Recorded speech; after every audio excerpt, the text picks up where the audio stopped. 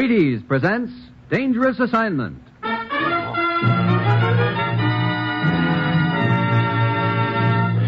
On stage tonight from Hollywood, Dangerous Assignment, another in the Wheaties' big parade of exciting half-hour presentations.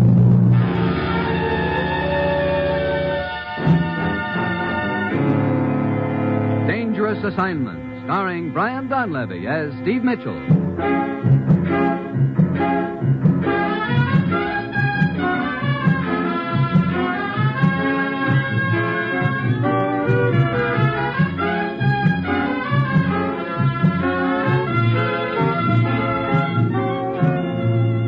Yeah, danger is my assignment. I get sent to a lot of places I can't even pronounce. They all spell the same thing, though, trouble. But when I walk into the commissioner's office, I don't realize that this assignment's going to end up with me trying my best to blast myself right out of existence.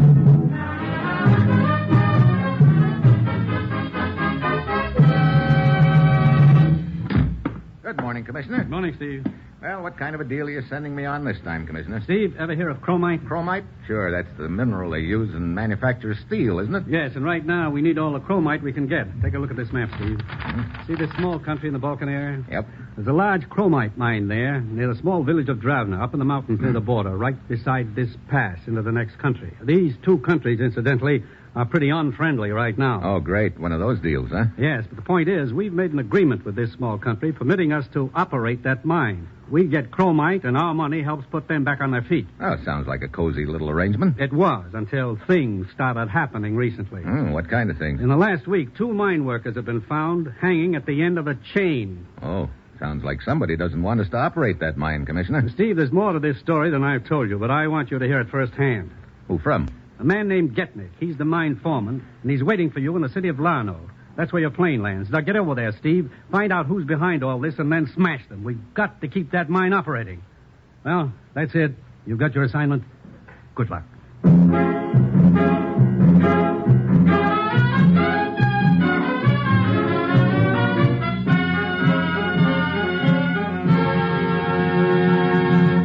Dangerous Assignment will continue in a moment. Now, here is the Wheaties man, Frank Martin. Making beds or making money, get your energy when you need it, first thing in the morning. You know you do most of your day's work before noon? Most people do. That's why you want to try Breakfast of Champions and see what a difference it can make in your morning. Wheaties and milk and fruit. Have some. Because here's whole wheat energy to help work go smoother, faster, easier. Here are whole wheat vitamins, minerals, and protein too. Here's generous nourishment, because there's a whole kernel of wheat in every Wheaties flake. Yes, there's a whole kernel of wheat in every Wheaties flake. That's why Wheaties have so much for folks with things to do and places to go. That's how Wheaties can do so much for you. Tomorrow morning, get yours. See yourself how Wheaties at 7 can help at 11.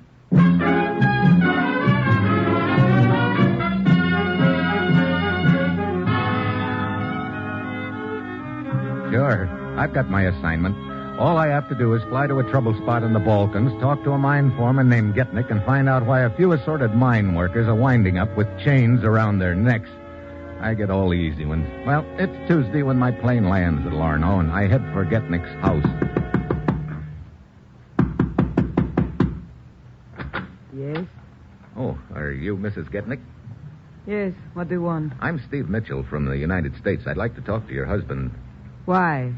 Why, I understand he's the foreman of a chromite mine up in the mountains near the village of Dravna. I'd like to talk to him about the things that have been happening up there lately, the men that they've found hanged by chains.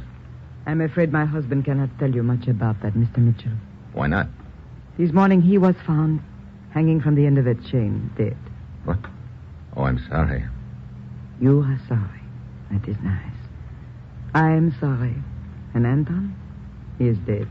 Mrs. Getnick. He did not believe in the curse of the castle. He found out too late. It is true. What do you mean, the curse of the castle? Above the mine, right on top of the mountain, stands a deserted castle. The legend is that one day, hundreds of years ago, the baron who lived there was found hanging from a chain. And a curse on those mountains ever since. Oh, I see. Look, Mrs. Getnick, that kind of a legend is something that superstitious mountain villagers like to scare each other with on winter nights. But you, living here in the city, surely you don't believe... I was born in those mountains, Mr. Mitchell. Those are my people.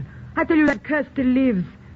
If it were not for Lubo, they would have all moved out of the village by now. Who's Lubo? A brave man, yes, and a good one. It is he alone who has been able to keep the other villagers from fleeing. Oh, thank you very much for your information, Mrs. Getnick. I think I'll go up to the village in the morning and see what I can find out from Lubo. I see.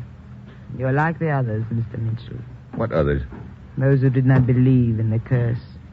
Like my husband. So go ahead. Go to the village of Dravna. Laugh at the curse of the castle.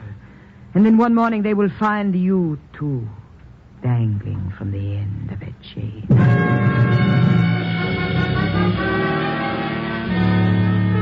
And on that cheerful note, I leave Mrs. Getnick.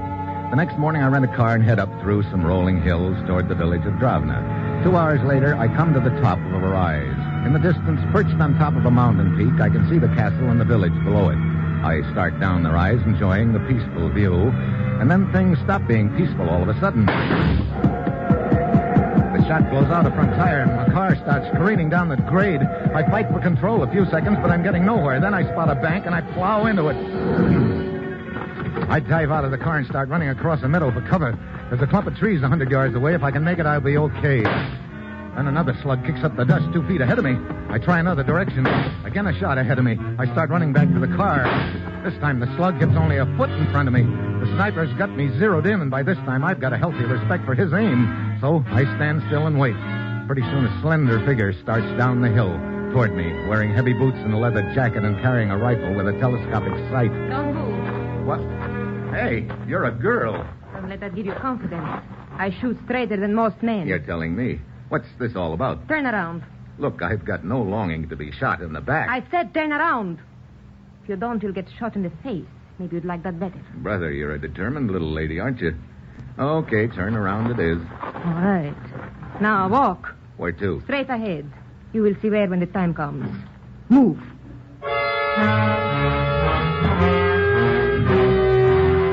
So I moved. She marches me up the road toward the village, much to my surprise. An hour later, I'm walking down the one and only street with the little sniper shooter's rifle still in my back, and all the villagers lining the street staring at me. I don't like what I see in their faces either. Fear and suspicion. Finally, we get to a blacksmith shop at the end of the street.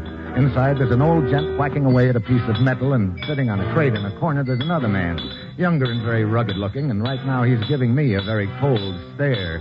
The old gent stops hammering as soon as he spots us. Oh, Magda, where have you been? I have been worried about you. I have been on watch in the hills, Grandpapa. And see what I have caught. Who is this man, Magda? Look, I don't know what this is all about, but... Silence. Let Magda speak. He is a stranger, and he was approaching the village. Oh, this is a crime? Brother, you folks are really short on hospitality, aren't you? Evil things have been happening here in our village, stranger. We want to know about everyone who comes here and why. So you send your granddaughter out to have a little target practice, huh? Magda went without my knowledge. My fiancée is devoted to the preservation of our village. Unfortunately, her zeal sometimes is greater than her sense. But, Lubo, you yourself told me that... Wait a minute. She called you Lubo? That is my name. Why? And you're the guy I came here to see. So? Who are you? Steve Mitchell. I do not recognize the name. Well, maybe you'll recognize these credentials of mine. You better take a look at them. Yes. Indeed, I do recognize them. We owe you an apology for our rudeness. Lubo, I don't understand what... Mr. Mitchell is a representative of the United States, my dear. He is here to help us. I am sorry for the reception Magda gave you, Mitchell. With what has been happening here, our entire village is on edge. Well, no harm done. Only I'd hate to have your fiancée shooting at me if she really meant to hit me. I'll bet you're one guy who'll never step out of line. Please, Yes, I'm afraid I would not last long. But come, Mitchell. We will have a drink, and I will tell you all I can about our trouble.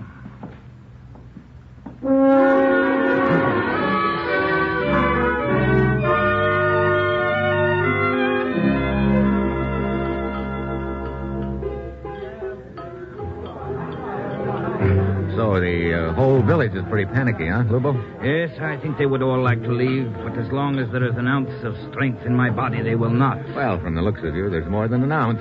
You're the one boy who's holding them together right now, I take it. Well, they seem to look at me as a sort of leader, perhaps because I'm one of the few villagers who's been away to school. Look, what's your theory about what's happening? these guys getting hanged by chains? I've heard the curse of the castle, but... Mitchell, I think that someone is using that legend, that curse, for his own purposes. I see. Any idea who that might be? Well, our relations with the neighboring country just over the mountains are not what one would call friendly. We believe in freedom. They do not. I get it.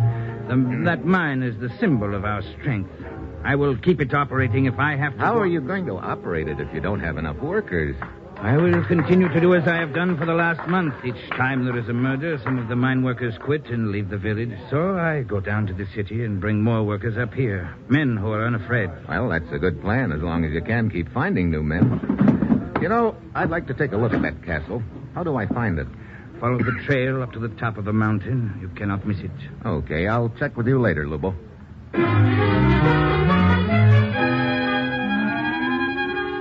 I head along the trail up the mountain to the castle. It perches there on the ridge just like a giant vulture overlooking the mountain pass between the two countries. I push open a creaky metal door and go inside. There are cobwebs all around the place, and a couple of bats make passes at my head. From the looks of the place, it isn't hard to see why the villagers think it's haunted. I start outside, then I freeze. There's a faint sound, like a clank of metal. The pleasant picture of me hanging at the end of a chain suddenly flashes through my mind. I try to shake it off. Then I hear the clank again, and this time I know it isn't my imagination. I whirl around, and just then something hard wraps around my throat. I try to get my hands up to it, but I can't. It keeps getting tighter. Everything's swimming in front of my eyes. I try for one more breath, but I don't make it. The floor comes up at me fast and hits me right in the face.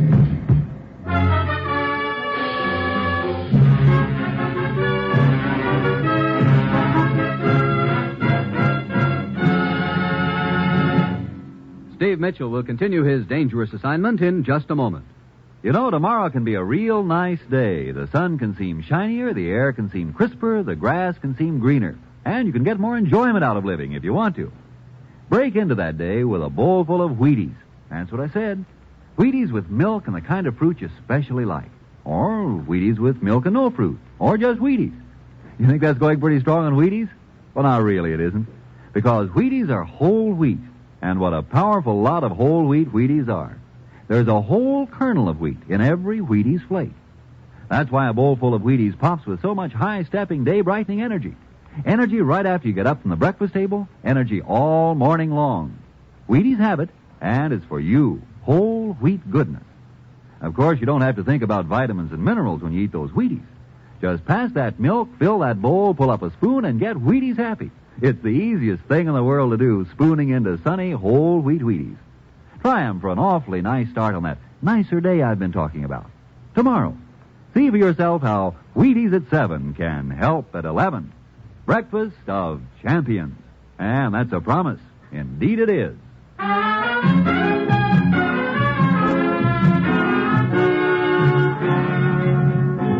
Now, back to Dangerous Assignment and Steve Mitchell. Dimitri, drag his body over here behind the wall. Very well. So. Oh, he is starting to recover. Here are some papers I found in his pocket. Let me see them. Steve Mitchell, United States agent. What? Dimitri! But how could we have known in the dark? Oh, my throat. Mr. Mitchell. What? Who are you? Lieutenant Siska of the military. Military? Yes. My men and I are the border patrol here. Wait a minute. Are you the guys who choked me a few minutes ago? A regrettable incident for which I apologize. Oh, great. Not again. Again? You people really make a guy who's trying to help you feel right at home. I am indeed sorry, but you must understand that we are right on the border here. And with this situation as it is, we can take no chances. Everyone found in the vicinity of the pass is under suspicion. Well, instead of half strangling me, you might have fired a shot over my head or something. I'd have been very happy to cooperate. No, a shot fired on the border is not good. From such things as that, an incident can be manufactured. An incident which might be used as an excuse for an attack upon us. But, come. In order to show you hold no grudge against me, please, you must come back to the village and we drink together, eh? You know, that's a real quaint custom you've got in this country. First you half kill a man and then you buy him a drink. Well, I'm in favor of the second part of it anyway. Let's go.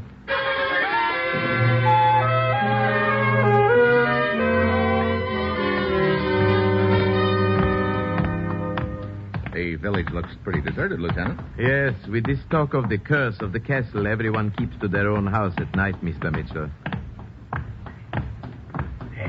Lieutenant Siska! Oh, it is Lubo. And Magda. Come quickly. Where to? Grandfather's blacksmith shop. What is the matter, Lubo? I do not know, Siska. A moment ago, a small boy ran through the street screaming. Screaming what? The blacksmith shop. The blacksmith shop. That's all he said. Here we are. All dark. Hey. What's that sound? Yeah, I have a flashlight. There. There is no one here. There is Grandpapa. Mitchell, look. Overhead. What? Brother. Ooh, hanging from the rafter by a chain. Grandpapa. No, Grandpapa.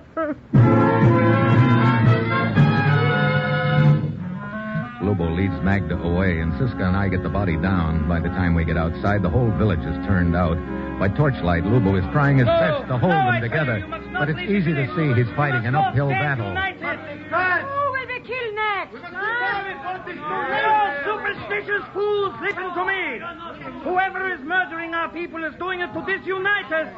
So we will not be able to operate the mine. We are leaving now. We are leaving. No, do not go. Listen to me. Listen to me.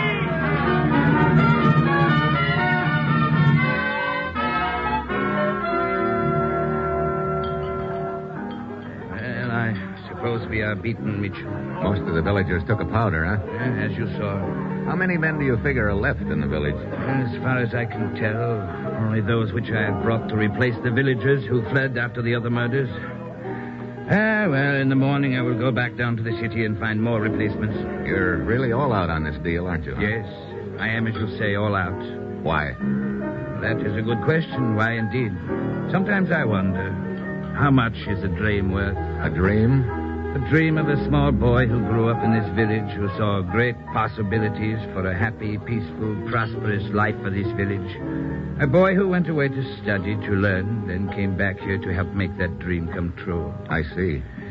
But what is the good of burdening you with my dreams? I want to go on... Mr. Mitchell. Oh, Lieutenant Siska, what's the matter? Trouble. What could be more trouble than we have already had, Siska? This. One of my men just returned from across the border on a scouting mission. He reports a large column of troops heading toward the pass. What? Yes. Yes, they should reach their entrance to the pass in 2 hours. And further, he says they are setting up artillery at the foot of the mountain on their side. The thing we have all feared has happened at last. We will be attacked, invaded. No. We may be attacked, yes, but invaded, no. Have you radioed the colonel in the city, Siska? Yes, just now. He is dispatching a brigade of troops. They should arrive shortly after dawn. Then I will round up what men and weapons there are in the village. We will try to hold the pass and the castle against the enemy until our troops arrive.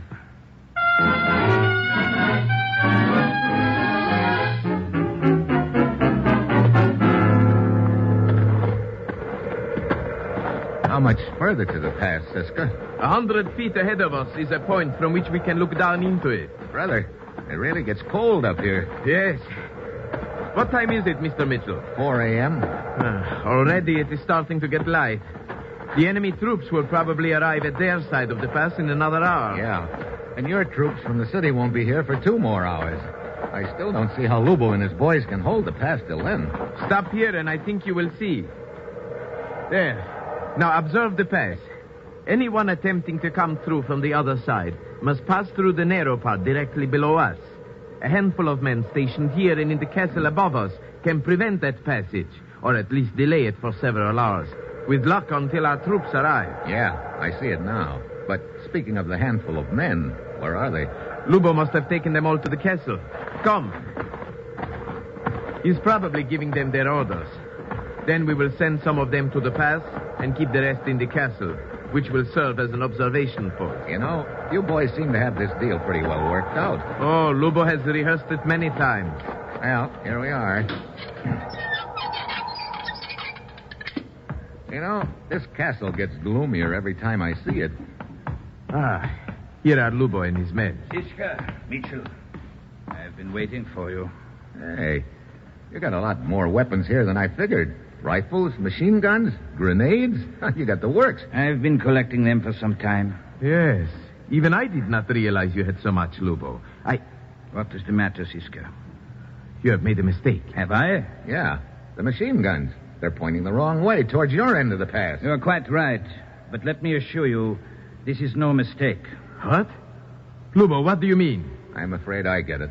Too late. Too late indeed, Mitchell. Fifth columnist. Then all this time you've been working with our enemies. Your enemies, Siska. My friends. You dirty, traitorous dog. Well, it's a pretty neat deal, Luba. Every time you murdered a villager, several of them left in a panic. Then you went to the city and got your own stooges to replace them. Exactly. You will not last long when our brigade of troops get up here, Lubo. You underestimate me. Up in the tower of the castle is one of my men with radio equipment. He's in contact with artillery on the other side of the mountain and will spot for them. As your troops pass, Siska, they will be cut to pieces by artillery fire. Got it all figured out, haven't you, Luba? Completely, even to the fate of Siska and yourself. What do you mean? Observe the 2 lengths of chain on the floor near you.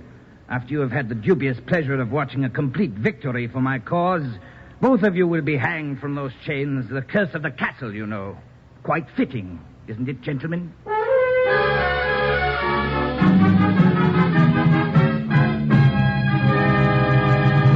You will hear the conclusion of Dangerous Assignment in just a moment. First, here is the Wheaties man, Frank Martin. If you're a mother or a father with a warm spot in your heart for pink-cheeked, happy-eyed youngsters, here's something you should know. Good food builds good health, and Wheaties are good food. Now, I don't know what you've been doing about the breakfast for the kiddies, but did you know there's a whole kernel of wheat in every Wheaties flake? With a sunny, wholehearted goodness of field-grown wheat in every flake? With a full strength of whole wheat vitamins, minerals, proteins in every flake? Well, it's true. Whole wheat in all its richness. That's what you furnish when you fill the cereal bowl with Wheaties. Don't slip up. See that they get Wheaties. Crisp, sunshiny, good. Pour on the milk, put on the fruit, and know the youngsters are getting all that whole wheat can give. Do that now. Wheaties, breakfast of champions.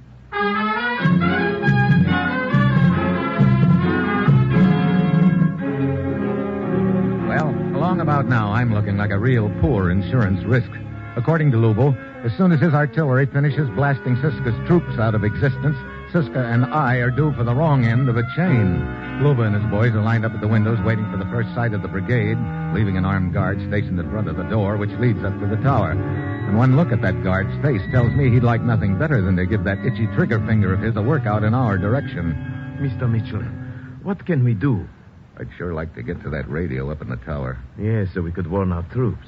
But how can we do it? The door is 10 feet away from us, and that guard would shoot us down the minute we started for it. Yeah, I know. Wait a minute. What is it? Those lengths of chain on the floor near us. The one Lubo's reserved for us. What about them? One of them's only a couple of feet from me. Look, try to shield me from the guard's eyes while I get a hold of it. You think you can hit the guard with it from here? You got any better ideas? No, but Look, Lubo and the others have their backs turned to us. It's our only chance. Did the guard see me take that step? No. Okay, I've got hold of the end of the chain now. When I yell, flatten yourself against the wall and I'll whip it at him. If it works, we dive for the door and bolt it behind us. Then we head for the tower. Very well. I'm ready. Now. You got him. Me turn. Quick, inside the door. Yeah. Let's get it bolted, quick. All right. Open this door. Come on, up the stairs. We've got to work fast. Yeah. Luba and his men will break down the door. Yeah, I know. It'll take them a little while, though. Those doors are thick. Good. There's another door at the top here. I will close it. What is the matter? Mitchell, the radio operator. Yeah. Wait, you're not to see here. Hand over that walkie-talkie, Buster. No. Maybe this hammerlock will convince you. No. Stop. That's better. Now we can warn our troops. I got a better idea. What's the code name of your artillery, Buster? Come on, open up before your arm turns into a pretzel. Stop. This valley. Valley, huh? Okay, what's Lubo's code name? Hilltop. Please, my arm. Okay. Now. Mitchell, he's trying to smash the walkie-talkie. Yeah, I got him. Oh. Okay, get on that walkie-talkie and call the artillery. Use the code names Valley and Hilltop. I don't understand. You will. Very well. Hilltop to valley. Hilltop to valley. Over. Valley to hilltop. Go ahead. Now what? They've probably already got an initial range and deflection set on the guns. Tell them to fire one salvo. What? That's right. I want to see where it lands. Oh, I hope you know what you are doing, Mr. So do Mitchell. I. Hilltop to valley. Fire one salvo at initial setting.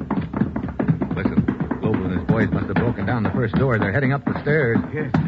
Hey, open up! I'm sorry, Lobo. What are you doing in there? There's your answer, Lobo. The salvo landed just below the pass on our side. Okay. Give him this correction, Siska. Down 1,000 yards, left about 3 mills. Down 1,000, left 3. Oh, Mr. Mitchell, do you realize what you are doing? Sure, I'm zeroing in that artillery onto this castle. I can hear you, Mitchell. You are just bluffing. Am I? Send the correction, Siska. But we may be killed if the salvo hits the castle. We're going to be dead anyway as soon as they break down that door. This is our only chance to scare them away. Send the correction. Hilltop to valley. Down 1,000, left 3. Over. Valley to hilltop. Down 1,000, left 3. Received.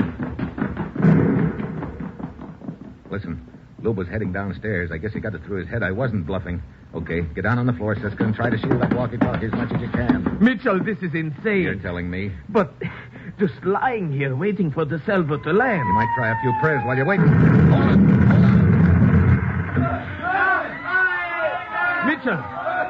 Mitchell, are you all right? Yeah, just shaking up. I'm going to take a look out the window. Salvo hit the base of the castle, Siska, and it sounds like it hit a few of Lubo's boys, too. Look, there goes Lubo running for that jeep. Yeah, I guess he's the only one that didn't get hit. Mitchell, he's heading for the road which leads down the other side of the mountain. Yeah, and us without even a slingshot. He will get away. Hey, a rifle shot. Lubo is hit. Oh, brother. Right over the side of the mountain. Well, I guess that's the end of Lubo. But where did the shot come from? Look, kneeling beside the pass down there. There's your answer. Why, it is Magda. Yeah, Lubo's girl. Or I should say ex-girl. Looks like she finally tumbled to him. Yes, he killed her grandfather and betrayed her country. She killed him. Pretty fitting.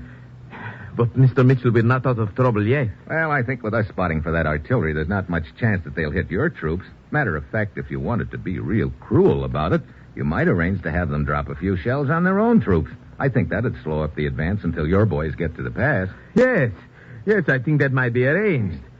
So, the traitor Lubo did not have the victory he planned. No, I guess not. You see, Lubo thought he had everything figured out, but he ran into one thing nobody can figure out. You mean your strategy? No, I mean a woman.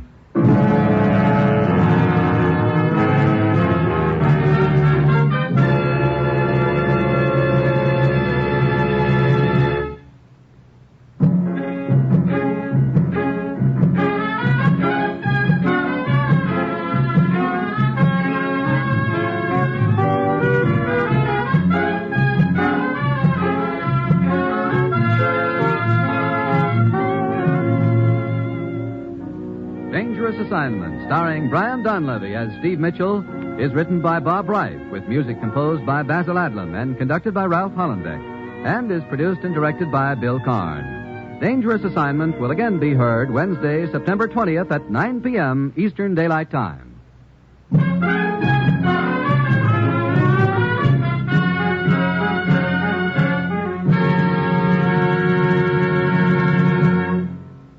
Dangerous Assignment came to you from Hollywood. Gildersleeves here with more good times on NBC.